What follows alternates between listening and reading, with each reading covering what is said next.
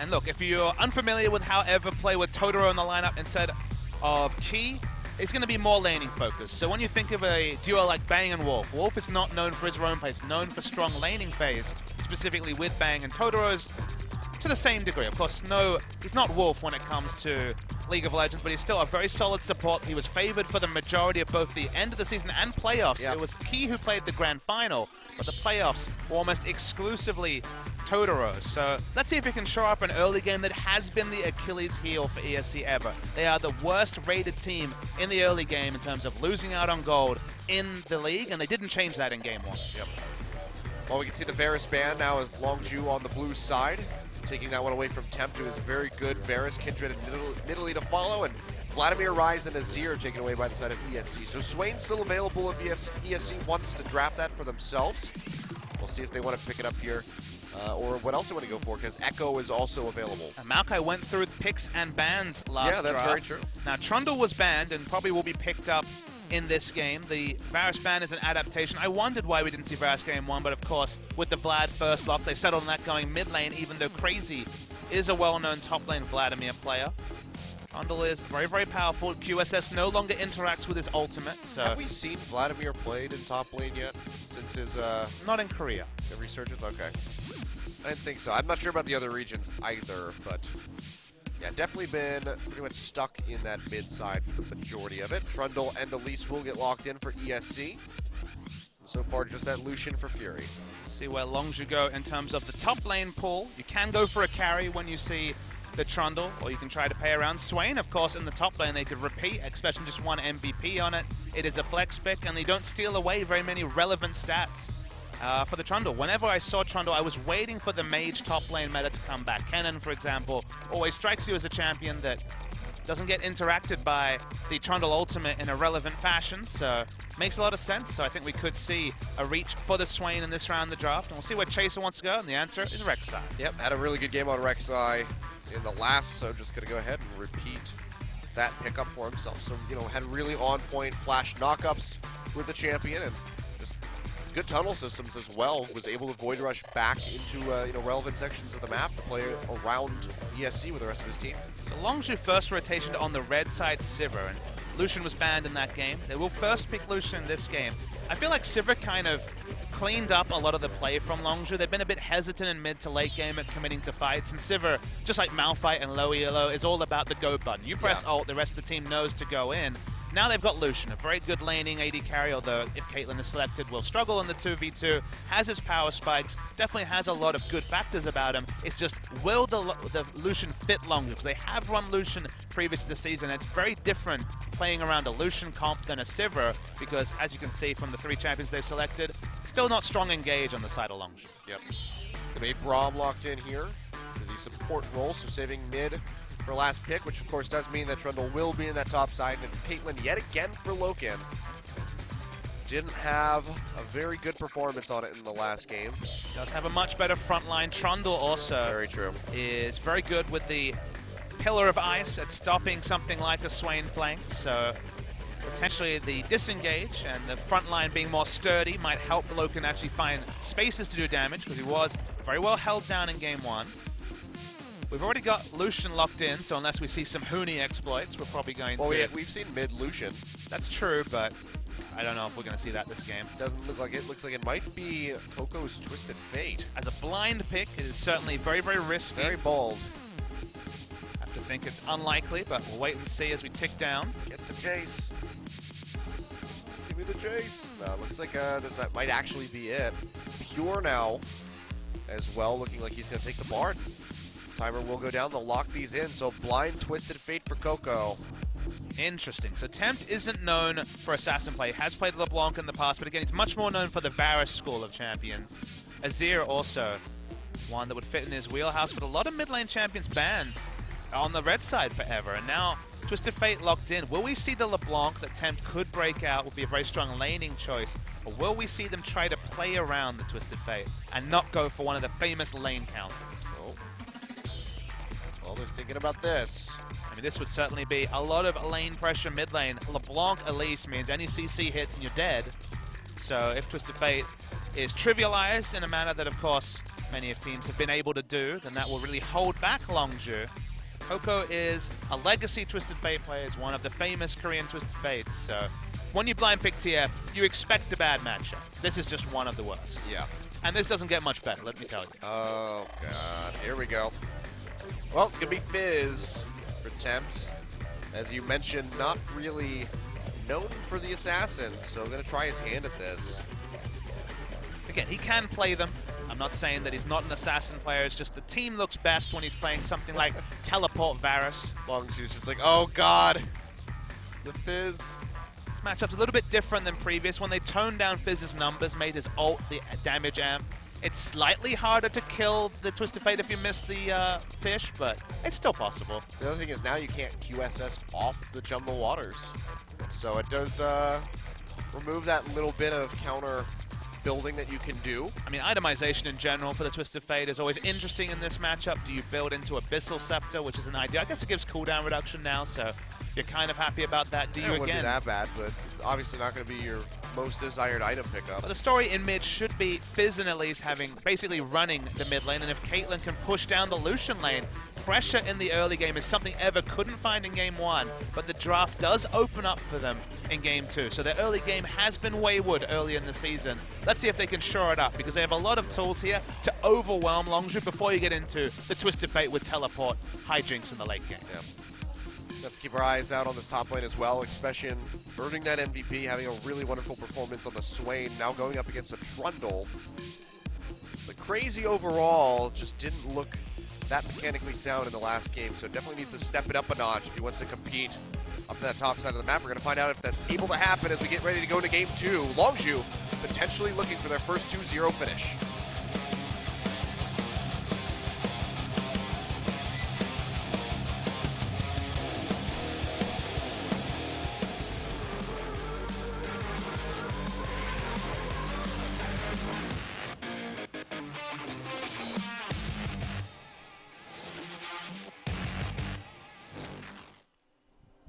소환사의 협곡에 오시는 것을 환영합니다.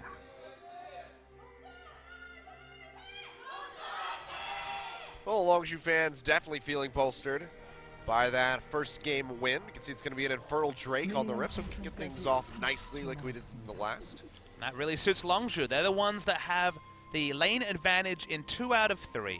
The Trundle versus Swain matchup should actually go to Swain early, because in the melee matchups, you max Decrepify, put it down, and it zones most melee champions from the minion wave, or they take a lot of damage. But because of the advantage they have in basically 4 out of the 5 positions, because Fizz, Elise should easily out-duel Twisted Fate, Rek'Sai in the 2v2, you really need a lane swap if you're Longzhu to get through the early game.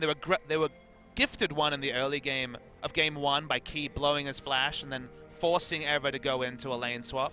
They shouldn't get as lucky in this game.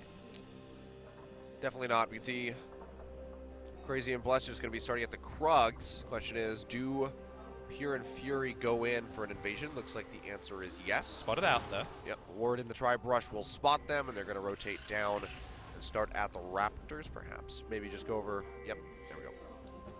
No information for Longzhu, so you can see they're not sure if they should go and contest at Raptors. They didn't have a ward down earlier, so it will be a greedy weak side start. Just not 2 camps, as you always pray for if you're in the jungle follow.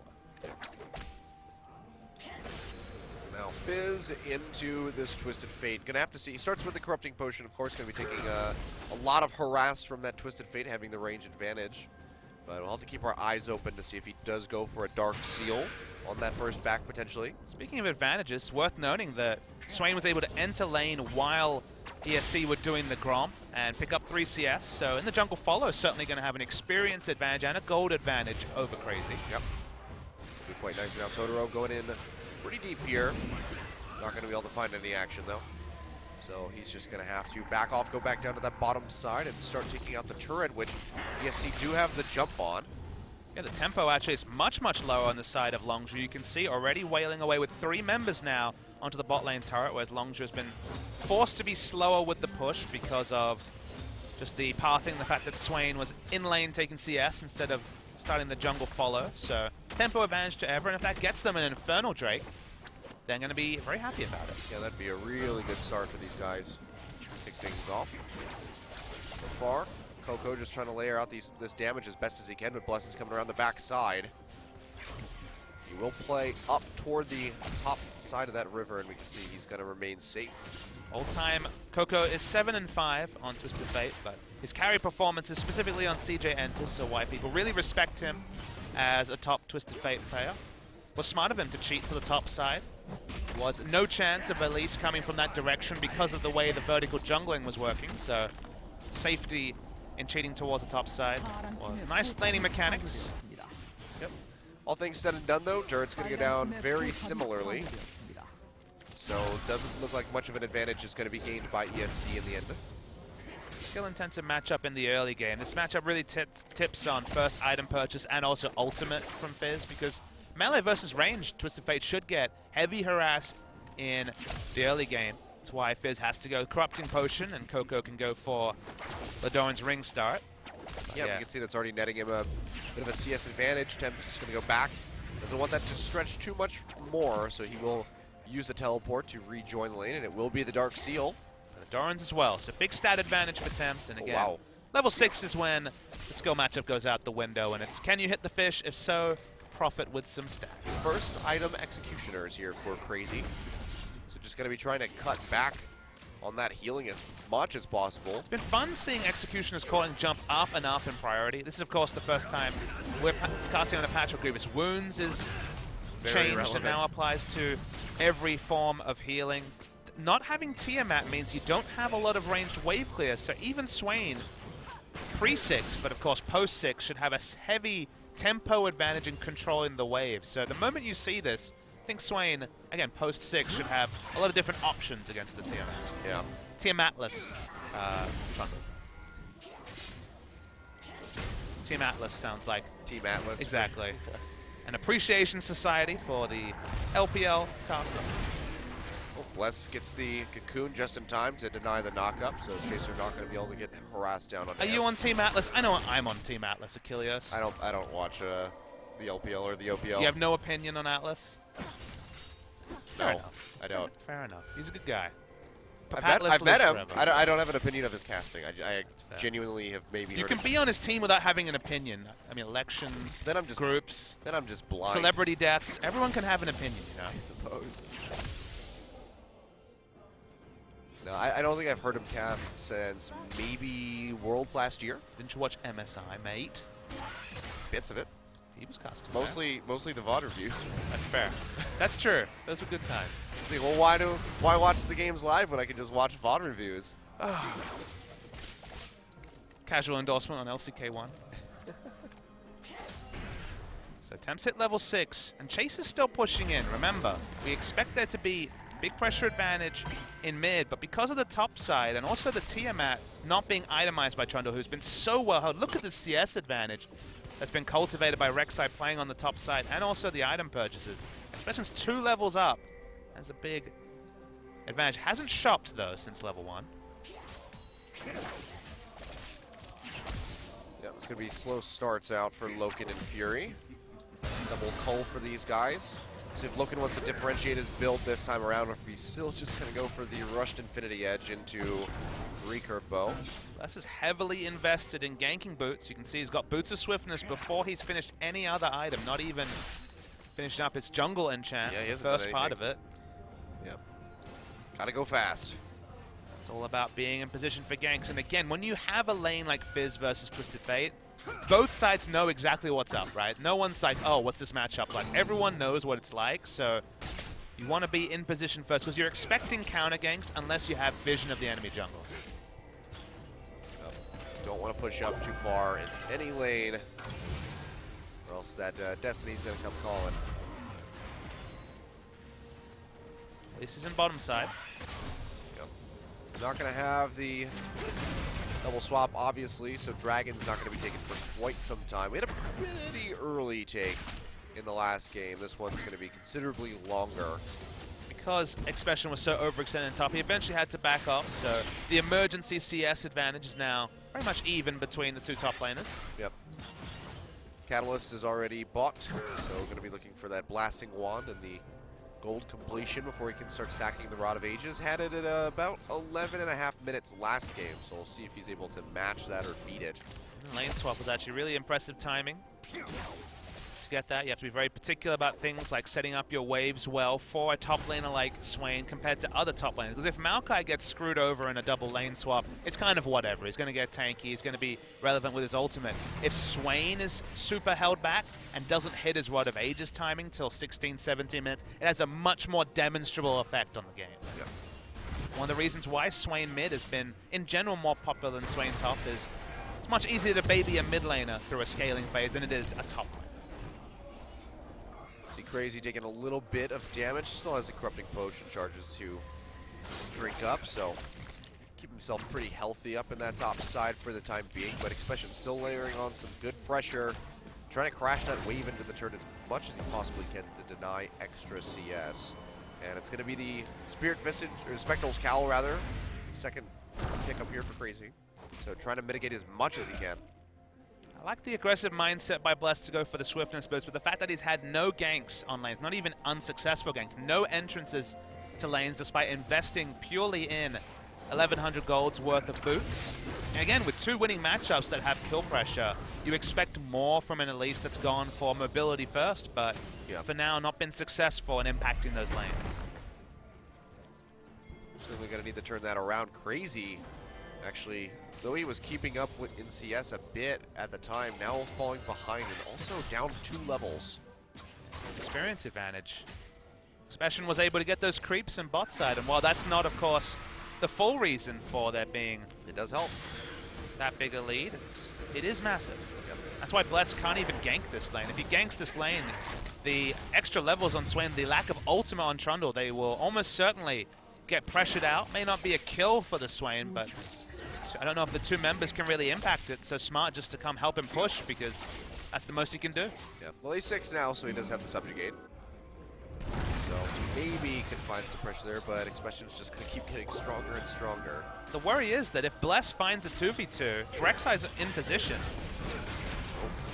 Oh, LokeN going to take a bunch of damage. Cosmic Binding not going to connect. And of course, that's the reality. When Coco leaves mid lane, you go aggressive as both lanes because the threat of the Destiny is always there. Oh, the calling coming across. Totoro and LokeN take a ton of damage from that one. Fury lining it up nicely, but he's working himself pretty low on mana, so has to be careful should Bless come down for a gank finally.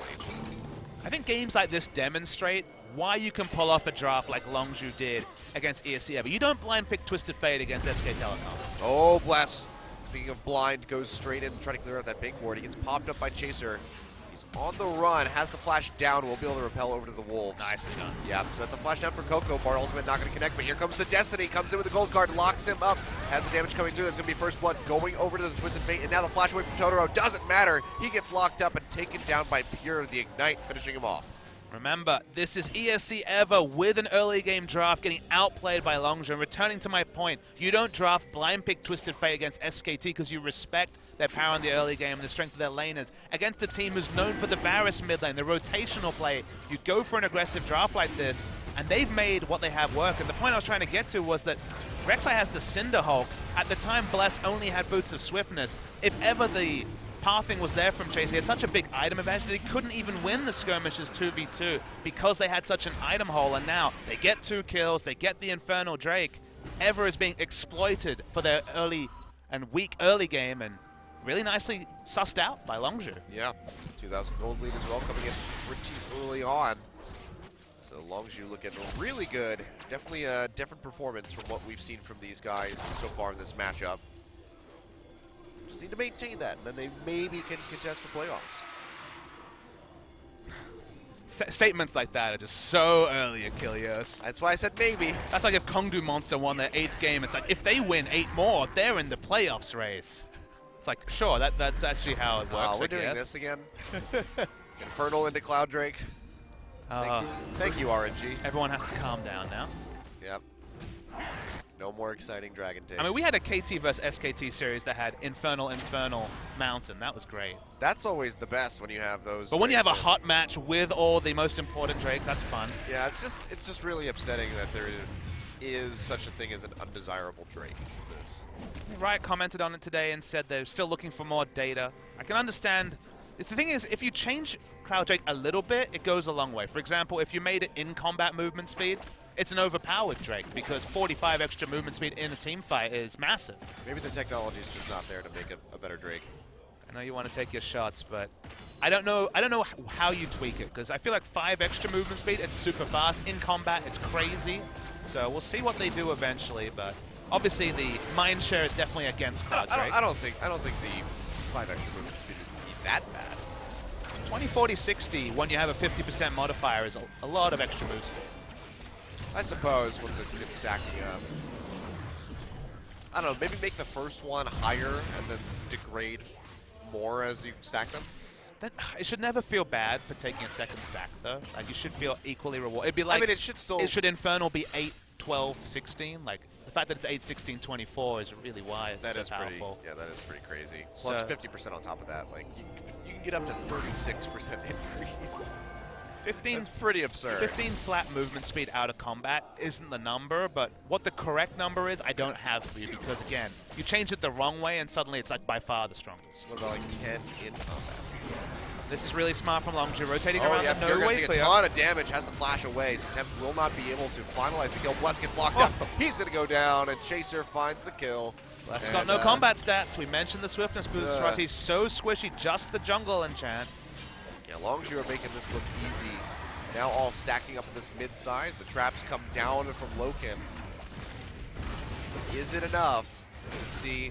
Chaser going around the backside at the Raptor pit. Could come in and try to go for a knockup, but don't want to dive this quite just yet, so they're just going to take what they can from the jungle.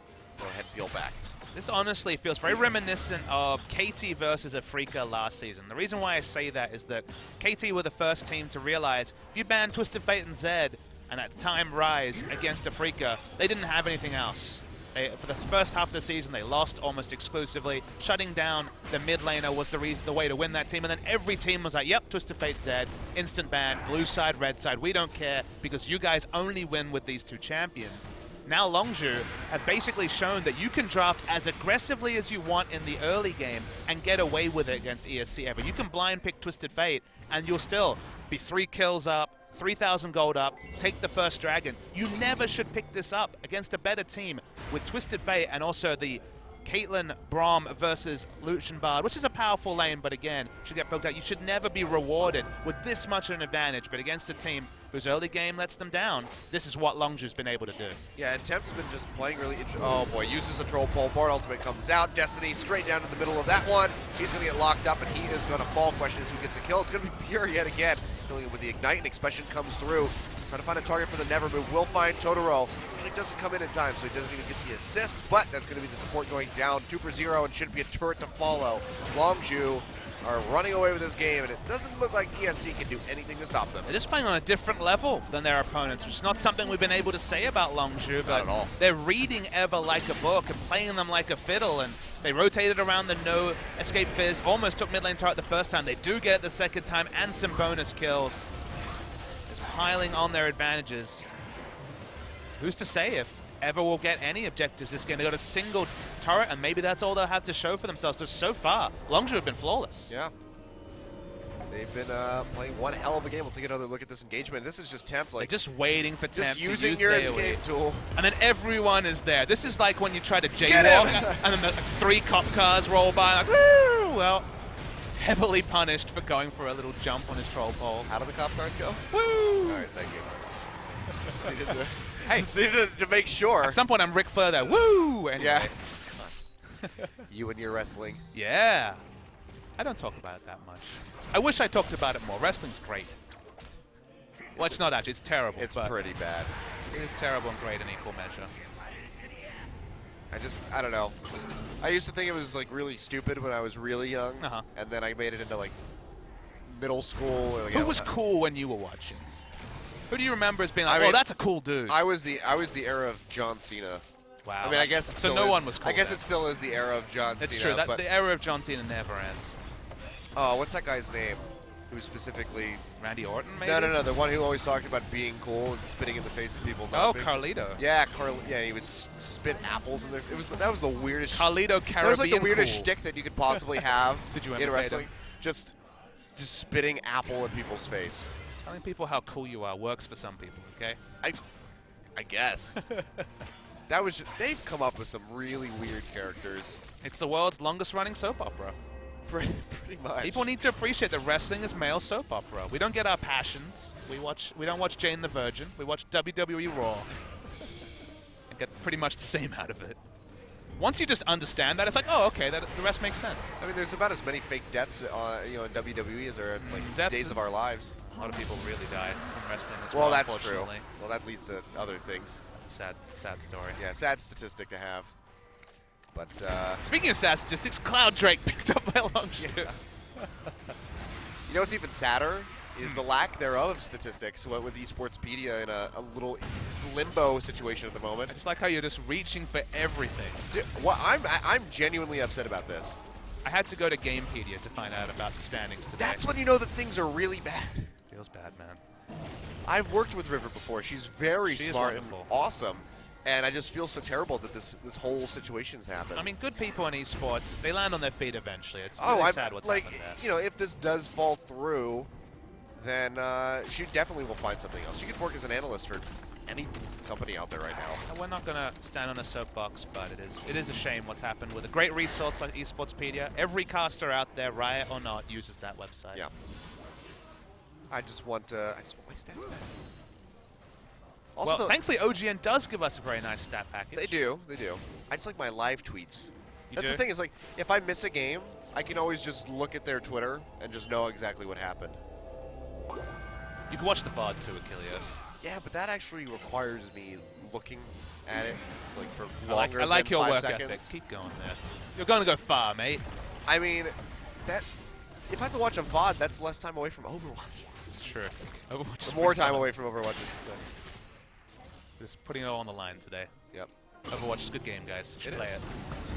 So is League of Legends, though, except this one doesn't feel like Ever is playing much League of Legends. They're watching Longzhu play some great League of Legends. Yeah. You know it's bad when Chase is like, I'll just get a Tiamat now. I went for a full tank build. I don't need to go full tank. Why not? Just do it, man. Well, that's not going to do anything. Chaser's, he's pretty beefy at the moment.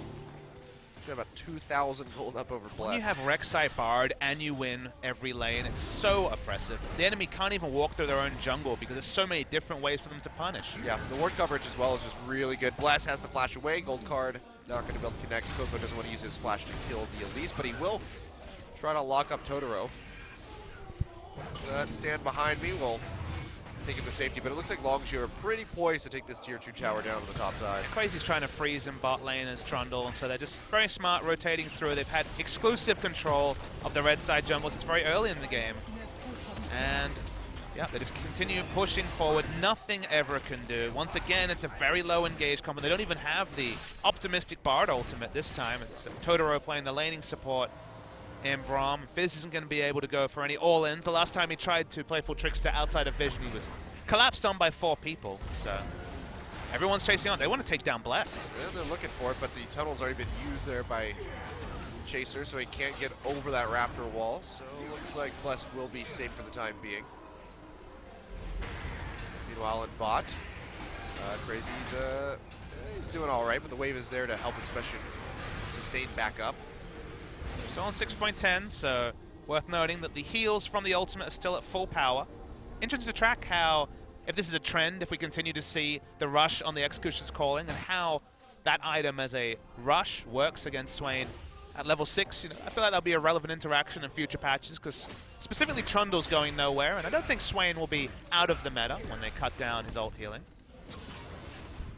Yeah, he should still hover around here and there, but definitely not going to be as prioritized. The change to Decrepify is the real big thing. The fact that you can cast it at 700 range, in top lane especially, yeah. You just walk up and it's like, hey, do you want to hit the minions? If so, you're going to have to walk through this Decrepify that I'm maxing first, and the trades over time, it's a non-committal trade as well. That's the thing you have to remember, is that he just puts out the bird, and He doesn't take any return damage, doesn't take minion aggro because it's so far away, and you basically take 300 health getting to the minion wave. Yeah, playing against Swain is basically like being inside of Alfred Hitchcock's The Birds.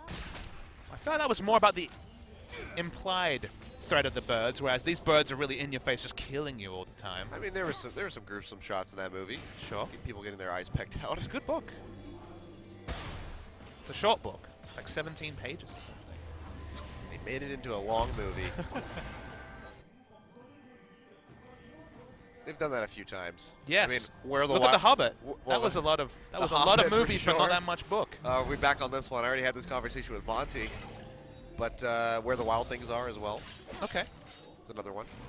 It's an interesting movie. I like Spike Jonze a lot, but that one kind of falls into the lesser, the category for me with him.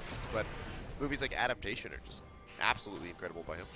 And being John Malkovich. Of course. One of my favorites. Classic. I saw that for a second time. Just as good. So that was, I remember watching that when I was young. And Exactly. I saw it when I was young, and I was like, what in the hell is going on you here? can't fully comprehend it. And then you watch it again, and you're like, and what then in the hell is going on I here? still don't know saw- what is happening. So the first anime I ever saw was Neon Genesis Evangelion when I was like, Oh, yeah. I was like 7. That's not That a was time. some incomprehensible anime. That is not a time to watch Evangelion. Mommy, what's happening? Don't worry about it. It's like watching Ghost in the Shell. Oh, Chaser, though. Chaser. He's going to get locked up. The Glacial Fisher doesn't connect, though. He's One dead. last turret shot. He's got him. That's going to be LokeN picking up the kill credits. So Chaser got to be feeling a little silly about that one. So no more almost perfect game for ESC.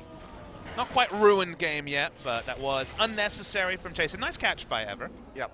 They kind of watched Longzhu have their way with them for 10 minutes and decided they were going to finally put up a fight, and they get some gold out of it. Something finally took the bait. They're going to try and take Dragon. Remember, they don't have a jungler. Rek'Sai does have ultimate, but actually no tunnels in the area. Well, so Bless had to go back, so there's no smite. They just have the damage up front, so they're going to be able to take it down. So that's a double Infernal Drake now over to Longzhu. also, ESC has been lucky to get to their first jungle camps, let alone warding the enemy dragon. So you know it's good when your Yeah. jungler dies and you're like, we'll just take a free dragon, it's fine. You're in a pretty good spot if that's the situation. Double Infernal means this Twisted Fate's going to be hitting super hard, and Fury is just going to be killing people left, right, and center. Yep. I remember when Lucian was released, people would talk about the culling in kind of sarcastic tones because it was not the biggest damage tool back then, and now when you go for a culling focus build and have 2 Infernal Drakes, you're going to be just fine. Yep. Shred that armor. And meanwhile, LokeN's in very much a bad farming spot. phase. Oh, here we go. TP in with the Destiny as Really well. nice LokeN's going to play. get locked up. He's trying to run out of here. Looks like they might just have to turn tail, pick up somebody else. No, that Evermove does connect, and LokeN's going to go down. Chaser finding the kill. Cully comes across, and Totoro gets locked up. That's going to be a double kill going over to the Rek'Sai. And this looks like a Baron free take here for Longzhu, as they are just taking all of the necessary steps, going down the checklist to close out this game. Meanwhile, Crazy's like, I'm going to play single player. I'm over here. I'm 0-0-0. Don't know what you guys are up to. I've been doing just fine. PvE, let's go. Die, minions. I mean, there's nothing he could have done with a teleport, so... Oh, Pure Pure might win this. He's going to 1v1 Go Bless. Pure, get him! My God. Oh, he Ignite's repels not the gonna finish damage. him. Oh! Oh! Oh, he goes down. That's unfortunate. Man, Pure should have self-ulted. What a garbage support. I called him good. No, that was No, actually that- really... The fact that he basically solo DPS down the enemy jungler is, you know... Another one of those times where you know you're in a good spot. But It was- otherwise, It was barred, but... it's barren for 4 members of Longzhu still. Will Crazy ever teleport to a fight? That is the question that is left open. I don't know. The Trundle's just not doing a damn thing right now. I mean, I understand Trundle split pushing while, you know, his team holds on, but when his team's fighting and he's like, don't find a spot here. Sorry, guys. There's no wards for him to get to, so... I'm fine. You guys have fun with that. But then again, we saw Someday do basically this and then win the game against Longzhu with his Maokai. So, after what has been an awful game...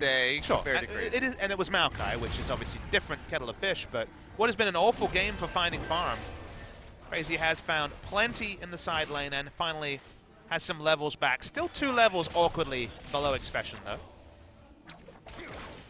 Whenever I hear that expression, I think of like a tea kettle, and then I imagine somebody is just stuffing fish into a tea kettle for some reason. It's very weird. That is weird. Next thing you're gonna tell me your dreams. I don't want to hear those either. I don't. My dreams already come true, Papa. Really? I'm casting the LCK, Seoul, South Korea. Look What at more you. could I dream about? Exactly. Such illustrious games, this one. Yup. Longzhu's playing really well. No, they are. It's just ESC is playing very poorly. So it does make it a little bit of a dull and dreary matchup. I just worry for them because the scouting report's going to be so obvious. Chase has just gone super aggressive. Yeah, he gets locked up by the cocoon, but it doesn't matter because the turn's still going to go down. Coco finds a gold card onto Crazy, but the never move's not going to connect. Right up in the face of the Glacial Fissure, but it doesn't matter. That's still Totoro going down. And I really don't think that ESC can try to defend this. I mean, Chaser still has Guardian Energy. He rushed it so they could keep going for these aggressive dives. dives. Flashes straight on the Bless and gets the kill, takes him down. It's going to be Coco using the Zonias to get away from that jump in the waters. And Tempt on the run. 2 more hits should do it, but Fury just can't find the gap close. But Crazy has to flash away as well. And looks like this might just be the end of the game. Coming up here, 30 seconds still on Bless. Do they stick around? They have the Baron buff. They're going over onto the Nexus turrets. But Longzhu are going to go ahead and play this safely and back off. Smart move is to back away, even though the wave clear was pretty low on the side of Ever. The fact that they had a Caitlyn with 2 items meant they probably couldn't end the game, and the respawns might have given some exit kills over to ESC. So Longzhu go back sharp, once again find themselves a crazy amount. At 29 minutes in this meta, 13,000 gold lead is just insane. And it's on everyone, you know, it manifests in everyone. Yeah. Able to go into Titanic Hydra and tankiness on the side of Chaser. Coco is sitting at 3.5, almost 4 items on the Twisted Fate as well. The only person that has a winning CS matchup is Totoro. Oh, wait, no, Tempt just got a wave, so he's up there now. Making me a liar. Totoro also has the CS because of the Relic Shield. Yeah, of course. They're looking for a pick here. You're sweeping out the ward, and Expession not going to get caught by the winner's bite. Just throws out the bird, and everyone backs off. Coco's going to split push his heart away, as no summoner spell teleport, no summoners at all, but they're happy to play around the top side. Calling comes out. LokeN already burned down to about half HP. So much damage. Yep. Can't get the headshot off as Fury steps on the trap, and Longzhu pushing in. They don't have much of a minion wave here, but they will still be able to finish it off. LokeN gets caught. Oh, that's going to be devastating. Chaser's already ready to go with a knockup, as is the Never Move. He goes down. Expession finds the kill. 2 members already falling as ESC just scramble back towards the fountain. And look at this, Swain doesn't give a good golly goddamn. Just pushes straight up into the face of the remaining members of ESC. And with these super creeps coming in the bottom side, looks like Longzhu are going to find a 2-0 finish, taking down game 2 in just about 31 minutes. No wave clear left for ESC, but they didn't have a lot. They have absolutely none now. Let's get some bonus kills to get up there in the KDA rankings. Everyone's going to have a bit of fun. Got to pad those stats. And we'll find a couple extra kills. Crazy, the only one left alive, just sitting in the base, wondering like, man, how did my team lose so hard? But an immaculate win. Minions. An immaculate win, Achilles, for Longzhu. Fury comes back into the lineup, and from the start, playing the Sivra, seemed to be on the same wavelength as his team. And in game 2, they pivot, but they play oh so well, whereas Ever, the small holes have become gaping ones when it comes to their early game. Their early game rating will only go down from this series. Their gold difference at 15 seems to be the big story. And now it feels like if you're playing against Ever, don't worry about the lane matchups. They'll work out anyway. The pathing from Chaser was much better this series as well, and Ever have to go through the drawing board, because if you can get away with blind pick Twisted Fate against this team, you can probably get away with whatever you want. Yeah, just about anything. And it's good to see Coco bringing out a pick that we kind of know him for in the past and actually having success on it, because the Azir, you know, we've expected so much from him with that pick, and so far he's only had 1 good game showing up. So good to see a turnaround here overall for Longzhu. They find their first match win, and I believe that they are not going to be in last place anymore. Now, they will have a better record than MVP, who were 1-6, I believe, coming into this game. Looking over at the numbers. They have played more games. Lucian. Okay, so yeah, pumping out the damage. This time, 3 people doing more damage than anyone on the side of Ever. That's really rough. And the most damage was on Elise. That's awful. Wow, yeah. And even so, Coco Very much the utility Twisted Fate, creating picks using the Destiny and applying pressure that way, getting those gold card stunts for everybody else to dish out the damage and find the kills. So not a huge damage figure from him, but certainly involved in the game. And I'm honestly just surprised that Crazy had 6,000 damage to champions. I thought it was going to be significantly less than that. At the end of the day, it looked like a training match for Longzhu in that second one. Hard to say how this team does in scrims, but once again they changed the lineup, but it's the one that we thought would come out. We thought that Fury would finally get his start with Captain Jack leaving the organization.